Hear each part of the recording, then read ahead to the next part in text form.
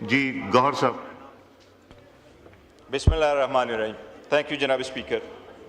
जनाब speaker, basically बात दरअसल ये है कि कोई ऐसी रिजोल्यूशन इस असम्बली में ना पेश हो जिसमें ईवान का माहौल मजीद ख़राब हो। हम ये सारा समझते हैं आज माहौल कि वैसे बहुत जनाब स्पीकर खारिज के लिए देखिए जी, आज हमारे साथ नारेबाजी हुई है, बड़े हो रही है। तकलीफ हम देती। अगर हम आवाज़ उठाएं तो हम उठाते रहेंगे, लेकिन मैं एक अर्ज कर रहा हूँ, कंप्लीट सिर्फ करने दें। जनाब स्पीकर, मीडिया के रोल को हम सलाम पेश करते हैं। मीडिया ने बेहतरीन रोल प्ले किया है और पाकिस्तान तहरीक इंसाफ से ज़्यादा कोई इनके रोल का मुतारिफ नहीं हो सकता।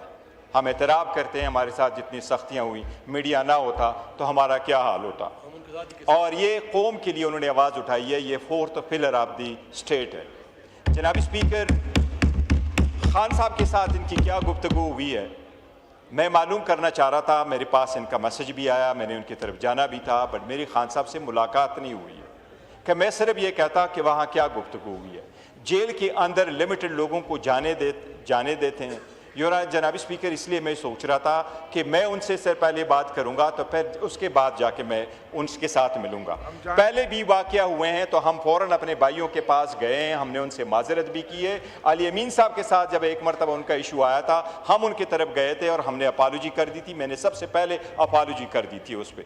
मुझे अल्फाज और कंटेंट्स का पता नहीं है, खान साहब से हमारी रिस्ट्रिक्टेड मुलाकात है। जनाब स्पीकर, आप कोई चीज़ ऐसी उस फ्लोर पर रख लेते हैं, उससे तनाव बढ़ रहा है। इस मुल्क में ऑलरेडी तनाव इंतहा को पहुंच चुका है। जनाब स्पीकर, सिर्फ और सिर्फ इस अल्फाज की अदायगी से बड़ा फ़र्क पड़ता है।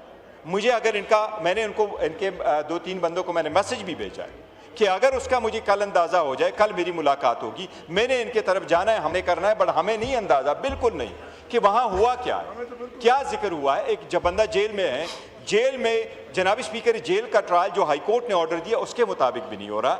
हमने तो पीका कानून आया, हुकूमत की तरफ से पीका कानून इनके खिलाफ आया, हम उनके साथ खड़े हुए और हमने इनके हर हकूक के साथ खड़े हुए हैं, कोई एक भी नहीं। इससे पहले जनाब स्पीकर, अडियाला के बाहर जो वाक़या हुआ, बावजूद इसके इन्होंने वहाँ से कुछ ऐसे में अब उसकी डिटेल में क्या जाए, लेकिन फिर भी हमने कहा हमारे इनके साथ कोई झगड़ा नहीं, हमारा और इनका रोल तो है कि हम तो डेमोक्रेसी के लिए, आज़ाद अदलिया के लिए, इस ईवान की मजबूती के लिए कर रहे हैं। और अगर ये कहते हैं कि आप एहतजाज करते हैं, जनाब स्पीकर, हमारी आवाज़ को कब सुना गया, हमारी आवाज़ को कितनी मरतबा दबाया गया। हमने आपको 12 नहीं कहा जनाब स्पीकर, उमर साहब ने आपको ये कंप्लेनें कई मरतबा नहीं की।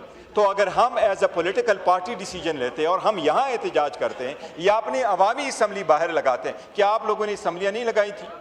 क्या असम्बली लोग नहीं लगाते? क्या असम्बली के फ्लोर पे लोग बात नहीं करते? क्या यहाँ पर आप लोगों ने असम्बली को बोगस नहीं कहा है? क्या आप लोगों ने इस असम्बली को क्या कुछ अल्फाज नहीं कहे?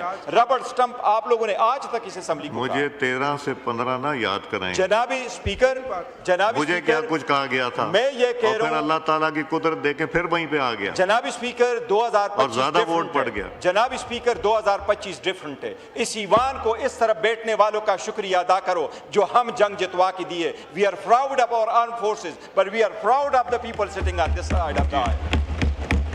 नहीं ये बैठते, हमने जनाब स्पीकर, हमने ये भी कसम का ये हुआ फेयरनेस, आई थिंक आपको जाके मैंने बिल्कुल जाना है इनकी तरफ, मैंने जरूर जाना है जनाब मैंने स्पीकर। कहा था आप अभी जाइए इस पे जनाब स्पीकर, वो बीच में से हमने करने थे अपने, लेकिन कुछ हमारे साथियों ने आना था, इसलिए फिर उस पे हमने बात करनी थी। आप अभी भी चले जाइए जनाब स्पीकर, वो हम करेंगे। काइंडली आप इसको फिलहाल रोक ले, इन अल्फाज को ना करें। रेजोल्यूशन तो आएगी, मेरा ख्याल है हमने आपको बार-बार मैंने आपको ये पॉइंट कराना था। आप खारिज की सपोर्ट में यहाँ प्रोटेस्ट कर रहे थे, वहाँ जाने के बजाय, तो इसलिए ये